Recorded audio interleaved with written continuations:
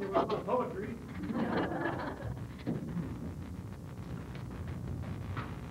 In my medicine cabinet, the winter fly has died of old age. Well, there I am, 2 p.m. What day is it? The tree looks like a dog, barking at heaven. In the morning frost, the cat steps slowly. No telegram today, only more leaves fell. Early morning yellow flowers, thinking about the drunkards of Mexico. Holding up my purring cat to the moon, I sigh. August moon. Oh, I got a boil on my thigh. Drunk as a hoot owl, writing letters by thunderstorm. Blackbird, no, bluebird, and the branch still jumping. The bottoms of my shoes are clean from walking in the rain. Me? Why are you staring at me? I'm not a flower. Glowworm sleeping on this flower. Your light's on. Spring night, a leaf falling from my chimney.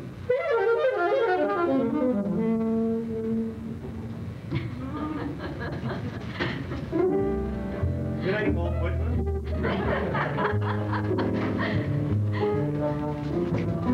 A goofy, foolish human parade passing on Sunday Arch Street's a Greenwich village. Pitiful drawings of images on an iron bench, arranged there by self-believing artists with no hair and black berets. Showing green seas eating at rock in Pleiades of time. Gesticulating at moose with salt flat-tipped fly toe pat sand traps. With cigars smoking interesteds puffing at the stroll. I mean sincerely, naive sailors buying prints, and women with red banjos on their handbags. And arts handicrafting slow shuttling ardors of Washington Square. Passing in what they think is a happy June afternoon. Good God, the sorrow! Well, they don't even listen to me when I try to tell them they will die. They say, of course they'll all die. Why should you mention it now? Why should I worry about it? It'll happen now. I want a good time. Yeah. Excuse me. It's a beautiful, happy June afternoon. I want to walk in. Why are you so tragic and gloomy? And on the corner at the pony stables on 6th Avenue and 4th sits Bodhisattva meditating in hobo rags, praying at Joe Gould's chair for the emancipation of the shuttler's passing by. Immovable in meditation, he offers his hand and feet to the passers-by. Nobody believes that there's nothing to believe in. Listen to me. There is no sidewalk art show. No strollers are there. No poem here. No June afternoon of old, with only imagelessness. Unrepresented on the iron pits with bald artists with black berets passing by one moment less than this is future nothing, this already. The chessmen are silent, assembling, ready for funny war. Voices of Washington Square blues rise to my Bodhisattva poem window. I will describe them. Yitki Sanusu Fruiter! Etc. No need. No words to describe the sound of ignorance. This is the sound of ignorance. They're strolling to their deaths, watching the pictures of hell, eating ice cream of ignorance on wood sticks that were once sincere and trees. But I can't write poetry, just prose. I mean, this is prose, not poetry. But I want to be sincere.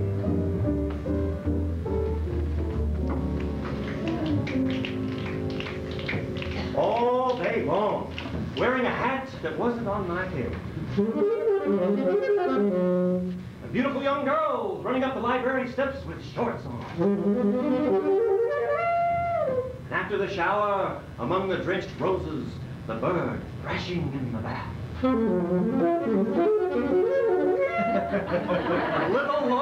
little worm lowers itself from the roof by a self-shat thread. Snap your fingers! Stop the world! Rain falls harder. Following each other, my cats stop when it thunders. The postman is late.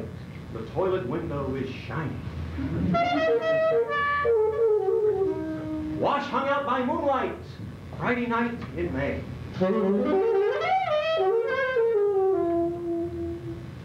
That saxophone player ought to be chained up somewhere. Pretty dangerous. The moon. Her magic bead. Big sad face of infinity.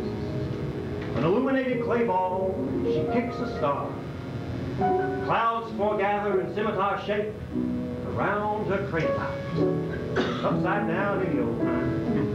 You can also let the moon fool you with imaginary orange balls of blazing imaginary light and fright.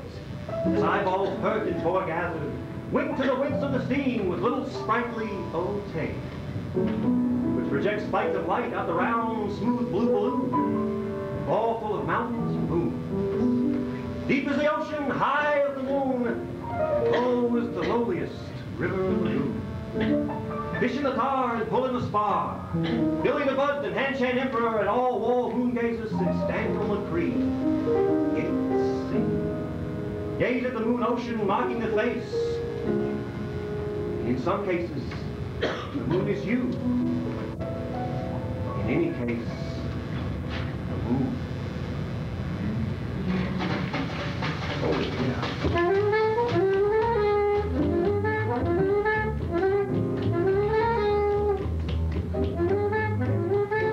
Well, I'd rather be thin than famous. I don't want to be fat. I hear that, Jack. Yeah. A woman throws me out of bed calling me Gordo.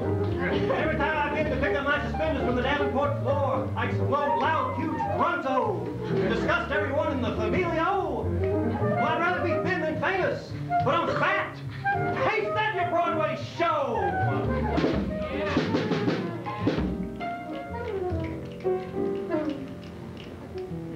Well, you know, there's just no telling. What's on the mind of the bony character in plaid work coats and glasses, carrying lunch, stalking and bouncing slowly to his job? Or the beauteous Indian girl, hurrying stately in the marathon grocery run by Greeks to buy bananas for her love night. What's she thinking? Her lips are like cherries, her cheeks just pursing out. All the more to suck them, kiss them, and suck their juices out. The young woman flees an old man, Muhammad prophesied. And she got avocados anyway. The furtive girl looks over her shoulder while unlocking the door of the tenement of a man. With big Negro, Arkansas, or East Texas oil field, Harry Truman hats, they're standing there on the street all day, waiting for the cold girl, bending in thin coat and wind, and Sunday afternoon drizzle. Step on it and get some bread. The papa's got to get some sleep tonight, and the Chinaman's on his bed. No hunger and no wittles neither, dearie, said the crone to Edwin Drood. Okay, there'll be an answer. When the morning wind ceases shaking the man's collar when there's no starch in it, active beer runs flowing into dry gray hats, with dearie, pennies in the palm multiply as you watch.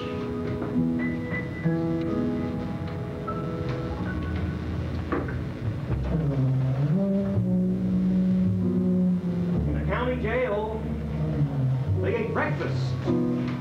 Man, you got oatmeal with 1 spoonful of molasses. And for lunch, stew, mostly bones, graveyard stew. And for supper, oh, dinner at night, beans. And you couldn't smoke. I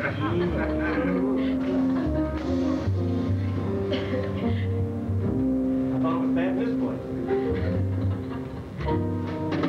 The wheel of the quivering meat conception turns in the void, expelling human beings, pigs, turtles, frogs, insects, nits, mice, lice, lizards, rats, Roman racing horses, poxy, bucolic pig ticks, horrible, unnameable lice of vultures, murderous attacking dog armies of Africa, and rhinos roaming in the jungle. Vast boars, huge gigantic bull elephants, rams, eagles, condors, pomes and porcupines and pills. All the endless conception of living beings, gnashing everywhere in consciousness throughout the 10 directions of space, occupying all the quarters in and out, from super microscopic no bug, the huge galaxy light-year bow illuminating the sky of one mind. I wish I was free of that slave and meat wheel, safe in heaven, dead.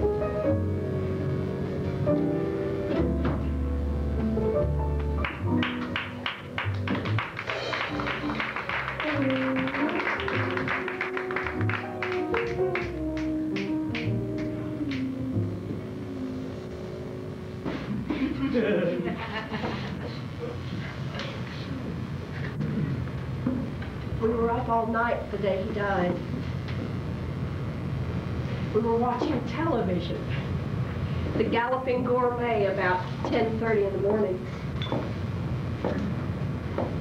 I had just finished attending to the mayor, who was going to get Jack something to eat. He wouldn't let me. He made me sit there while he went and opened a can of tuna fish. He ate the whole can. And then he went into the bathroom. And I heard some noise and went in to see about it.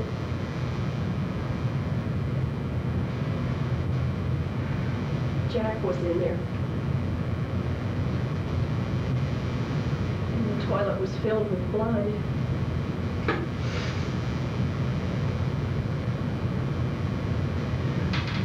I'm hemorrhaging, he said. I'm hemorrhaging.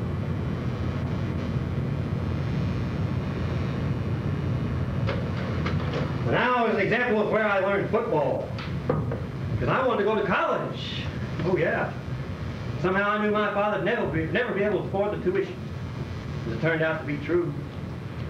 And I, of all things, wanted to end up on a campus somewhere smoking a pipe, wearing a button-down sweater like Bing Crosby, serenading a co-ed down the old Ox Road in the moonlight, while the strains of alma mater song come from the frat house.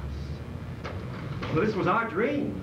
This was our dream, gleaned from going to the Rialto Theater and seeing movies. And the further dream was to graduate from college and become a big insurance salesman, wearing a gray felt hat, getting off that train in Chicago with a briefcase, and being embraced by a blonde wife on the platform in the smoke and soot of the big city hum and excitement. But can you imagine what this would be like today? What with air pollution and all, the ulcers of the executive, the ads in Time magazine, and our nowadays highways with cars zipping along by the millions in and out around rotaries, from one ulceration of the choice spirits to the other. And then I pictured myself, college grad, big insurance success, growing old with my wife in a paneled house, where hang my moose heads from successful Labradorian hunting expeditions. And as I'm sipping bourbon from my liquor cabinet, with white hair, I bless my son to the next mess of sheer heart attack. Because you kill yourself to get to the grave, especially you kill yourself to get to the grave before you even die. And the name of that grave is success. The name of that grave is hullabaloo, boom, boom, horse shit. For after all, what is success? I mean, you kill yourself and a few others to get to the top of your profession, so to speak. So that by the time you reach middle age, you can stay at home and cultivate your own garden in bliss. The trouble is, by that time, since you've invented some kind of better mousetrap, well, mobs come rushing across your garden and trampling all your flowers. Now, what's with that?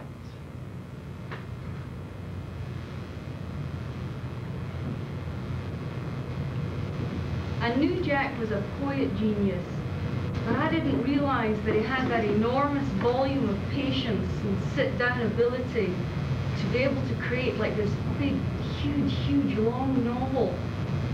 I didn't realize he was that fluent and vulnerable. I was astounded when I read the whole thing, because it seemed like it was a reproduction of life as it was. It was a great romance and family story, reaching back into the past and coming up to the post-war present. Like a regular novelist, but more, with poetry in it. So I thought a great accomplishment had taken place, a great fusion of poetry and novel in America. Which is, after all, the only thing I've got to offer. The true story of what I saw, and how I saw it. Well, now, the moral of what I'm saying is, as when I said adventurous education, let a kid learn his own way, see what happens. You can't lead the horse to water. And just as I'm writing down exactly what I remember according to the way I want to remember it, so let a kid pick out exactly what he wants to do, so he won't grow up to be a big bore, rattling off the zoological or botanical or whatever names of butterflies, or telling Professor Flipplehead the entire history of the Thuringian flagellants on past midnight by the blackboard. Because in these cases, you see, the mind knows what it's doing better than the guile.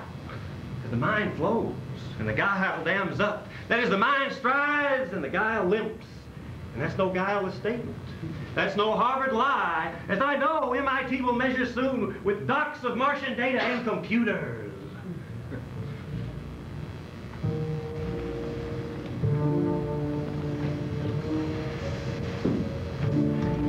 Alan was in the front, in the non-driver position. You know, some people who sit in that position who know how to drive sit sort of differently from those who don't. And Alan is definitely one of those who don't. He sits sideways, graying black curls jumping out like little springs around his ears. His head's bent low over Kerouac's Mexico City Blues. Stacks of other Kerouacs falling from his knees. Dr. Sachs' visions of Cody, Dharma Bones. All flowing picture words of places we're heading straight into. First glimpse of Lowell off the edge of the freeway is the opposite from what you would call romantic. Smoking black brick skeleton buildings, stacked up clapboard houses, dirty little parks, brown gymnasiums. We pull off with Alan giving a running narration of Kerouac leaping through his childhood. We're being followed this time by a reporter from Rolling Stone magazine in a red Galaxy. Driver Jack does a few fancy hangtails, and we leave that sleuth behind. We pull up at Nick's Lounge, a depressing little Massachusetts bar owned by Kerouac's brother-in-law, Nick Sampas. Inside, there's a police blowout going on. Some kind of local candidate for mayor or governor or something. Real hard-ass looking beer drinkers. Everyone's juiced in the middle of the day. Crepe paper decorations, spaghetti a la carte, garlic bread. The place is really loud. Under different circumstances, it would have made even a redneck paranoid. Everything's all set up for us, though. Sampas brothers greet us with genuine hospitality and good cheer. Nick Sampas is built like a green quarter horse, and he talks to you like you're clear across the room, even if you're standing right next to him. His brother Tony's the opposite, tall, slender, soft-spoken, chain smokes and talks about his memories of Jack.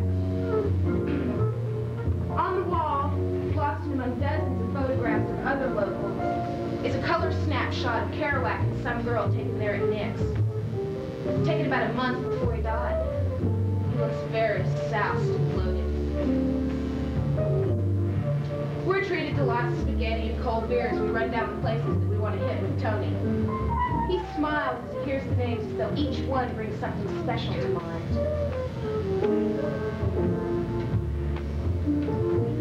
Then we all go out, jump in his station wagon, heaters burning full blast. Halfway to the cemetery to visit Kerouac's grave, Tony pulls out this tape recorder and this special tape. Says it was recorded at the bar and he doesn't think anyone outside the family has ever heard it. He puts it in the machine, and suddenly, there's the voice of Jack, speaking out like a ghost over time. I mean, right there in that station wagon, right there in his hometown, that rasping, whacked-out voice of Kerouac. He's obviously ripped on something because the associations are non-stop. stop, sometimes lilting into an old cowboy song or banging out the rhythm of the language on his knees. Trains, drums, breakman, California, midnight ghost, good codeine, howling around the bend. All the jockeys rode away in Cadillacs. Field full of potatoes, Santa Clara Valley, Morgan Hill, dipping into the past, cement factory, looks like Kafka, lettuce bowl of the world. Oh, all you gotta do is get an airplane, fill it full of mayonnaise, fly over it, drop it out. You shoot up towards the high school. We swing into the graveyard through black iron gates. Fresh graves are being dug. Old names in rock. O'Keefe, Kilmartin, Mahoney, Tijon. We stop.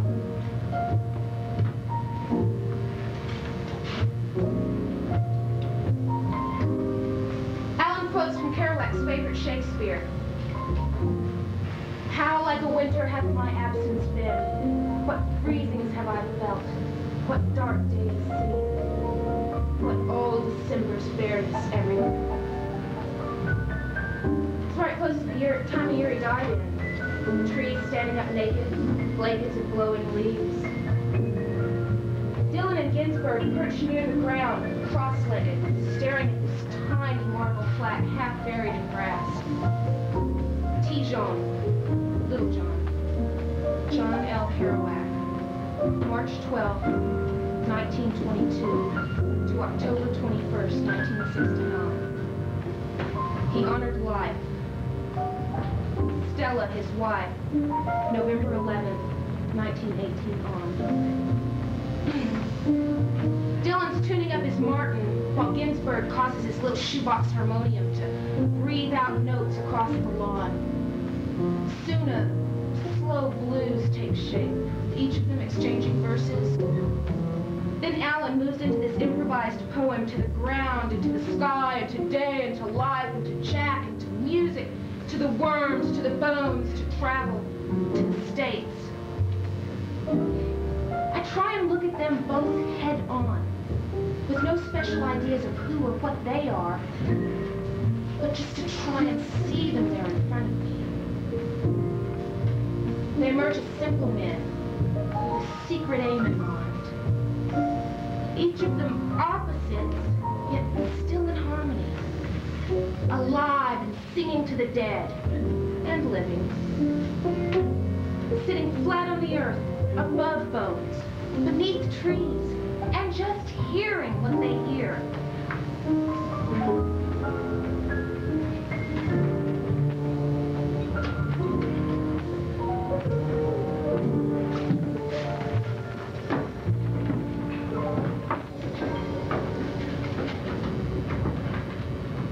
Some of them have settled in the suburbs now.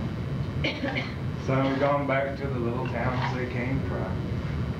Some, like Allen Ginsberg, are freaked out way beyond Virginia. And some sit in small dark bars in places like Denver, Santa Fe, stranded like bits of driftwood on the beach after flood tide. Men in their 40s, gray and used up. And it takes a little more booze each month to work up to anything like a moment or two of that old wild exuberance. Jack's dead, they murmur. Now one more for the road they'll never travel again. To those of us who'd done some of our growing up around Columbia in the 50s, Jack was the standard, the legend. He'd been a high school football hero in Lowell, and on a good boozy night, Scott Fitzgerald just might have traded the Great Gatsby for Jack's varsity wear. But then he broke his leg during a long, splendid punt return, and that was the end of football at Columbia. And the stories. Apocryphal, perhaps, but the stuff of 50s legend. The wild jags of fistfight with the professor, and the long trips of Cassidy. And in between, he managed to write a bestseller in 21 days. And so what if we didn't agree with the way that it read? To hell with the quality of the prose and the depth of the thought. We didn't give a sweet damn, for he was saying something we all ate to find a way to say. We love this country and long to tell it so. And this is precisely what comes through on the road. A deep, profound love affair with America.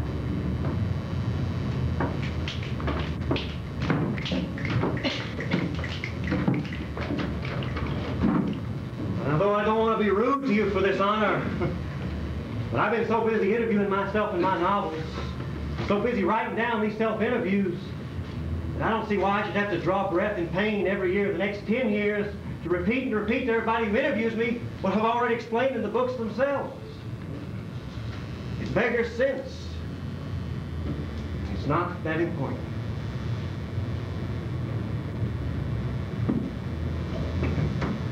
Now, it's my work that counts, if anything at all. And I'm not proud of mine or theirs or anybody since Thoreau and others like that. Maybe because it's just a little too close to home for comfort. Notoriety and public confession in literary form is a frazzler of the heart you are born with, believe me. Well, tell us, Jack, what do you think of fame? It's like old newspapers blowing down Bleecker Street.